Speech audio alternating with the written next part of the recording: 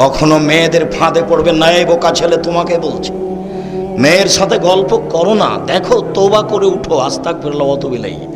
জিন্দেগিতে আর মেয়ের সাথে কথা বলো না। মেয়ে তোমাকে ধ্বংস করবে, তোমার বাপকে ধ্বংস করবে, তোমার বংশকে ধ্বংস করবে, তোমার জাতিকে ধ্বংস করবে। রাসূল সাল্লাল্লাহু আলাইহি সাল্লাম বলছেন, সবচেয়ে মানুষের জন্য ভয়াবহ, সবচেয়ে মানুষের জন্য বিপজ্জনক বস্তু হলো নারী। আমি মুহাম্মদ সাল্লাল্লাহু আলাইহি সাল্লাম ছেড়ে যায়নি কোনো বস্তু যেটা পুরুষের জন্য বিপজ্জনক হতে পারে নারীদের চেয়ে। দেখো তুমি কিভাবে ভাষা উল্টিয়ে দিল হাতে হাতে। জীবনে কোনোদিন তার সাথে প্রেমের গল্প করো না। তুমি ধ্বংস হবে, তোমার বাপ ধ্বংস হবে, তোমার বংশ ধ্বংস হবে, তোমার বিদ্যা ধ্বংস হবে, তোমার জাতি ধ্বংস হবে। তুমি হিসাব করে চলিও, তুমি চিনতে পারোনি। মুহাম্মদ সাল্লাল্লাহু আলাইহি সাল্লাম নিজে বলছেন, আমার জীবনে আমি ছাড়িনি কোনো বস্তু যেটা পুরুষের জন্য বেশি ক্ষতিকারক, ধ্বংসাত্মক হতে পারে নারীর চেয়ে। মুহাম্মদ সাল্লাল্লাহু আলাইহি সাল্লাম বলেন, ইন্নান নিসা হাওয়াইলু শয়তান, নিশ্চয় হচ্ছে মহিলারা শয়তানের জাল। রাসূল সাল্লাল্লাহু আলাইহি সাল্লাম বলেন, শয়তানের ষড়যন্ত্র দুর্বল আর নারীদের ষড়যন্ত্র সবল। তিনি বলেন, ও নারী জাতি, আমি দেখিনি তোমাদের চেয়ে কাউকে বুদ্ধিমানের বুদ্ধিকে নষ্ট করতে পারো।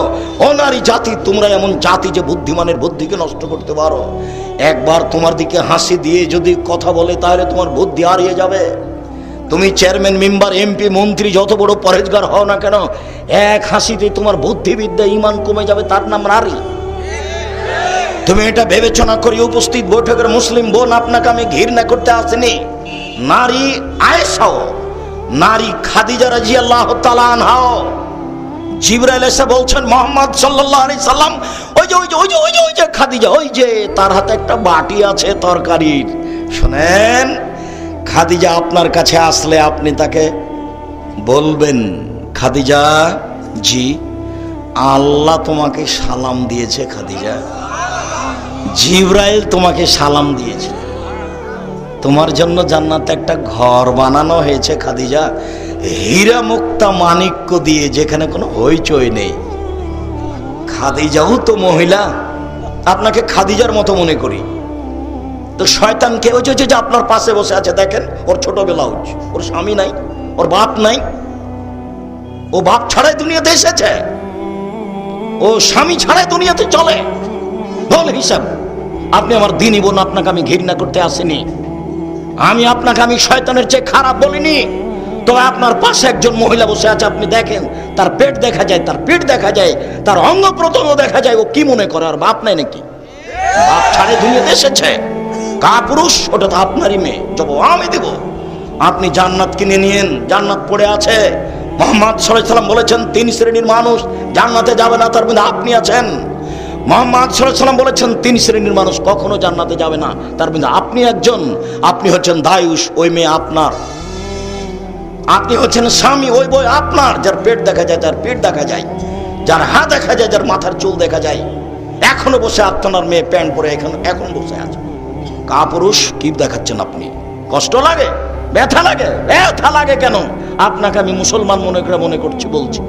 আপনাকে আমি হিন্দু মনে করিনি, আপনাকে আমি ইহুদি মনে করিনি, আপনাকে আমি খ্রিস্টান মনে করিনি, আপনাকে আমি মুসলমান বলেই মনে করছি। আপনি একজন কাপুরুষ, আপনি একজন কাপুরুষ, আপনি একজন কাপুরুষ। আপনার বিবাহ করা ঠিক হয়নি, আপনার বিবাহ করা ঠিক হয়নি, আপনার বাপ হওয়া ঠিক হয়নি।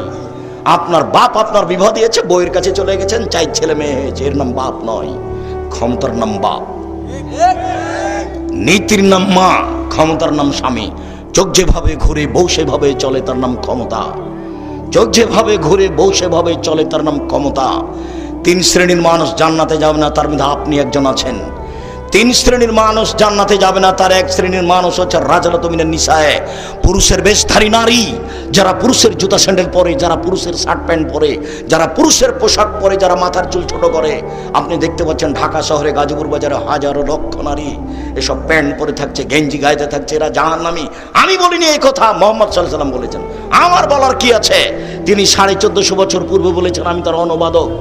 আমি আব্দুর রাজ্জাক বিন ইউসুফ বলছি, আল্লাহ আল্লাহর কসম, আল্লাহ আল্লাহর কসম, আল্লাহ আল্লাহর কসম, আমি 90 সাল থেকে এখন পর্যন্ত কোনোদিন অপ্রয়োজনীয় বাক্য বলিনি। আমি 90 সাল থেকে নিয়ে এখন পর্যন্ত কোনোদিন কেসা কাহিনী বলিনি। 90 সাল থেকে নিয়ে এখন পর্যন্ত আমি কোনোদিন মানুষের কাছে পথ খরচ পাতেও চাইনি। এই দেশের মাটিতে কেউ যদি প্রমাণ করতে পারে আব্দুর রাজ্জাক সাহেব একদিন আমার কাছে পথ খরচ পাতেও চেয়েছিল, আমি আব্দুর রাজ্জাক বিন ইউসুফ জিন্দেগি তার বক্তব্য দেবো না। আমি গাজীপুরের মাঠে বক্তব্য দিয়েছি, টাকা দিয়েছে আমাকে 10,000, আমার গাড়ির বিল এসেছে 15,000, আমি বাড়ি থেকে 5,000 টাকা দিয়েছি। আমি মানিকগঞ্জে গেছি, আমাকে দিয়েছে 6,000, 5,000, গাড়ির বিল এসেছে 12,000। আমি দিনাজপুরে প্রোগ্রামে গেছি, 1 টাকাও দেয়নি, গাড়ির বিল এসেছে 7,000, 1 পয়সা দেয়নি। পরীক্ষা করলো নাকি আল্লাহ ভালো জানে।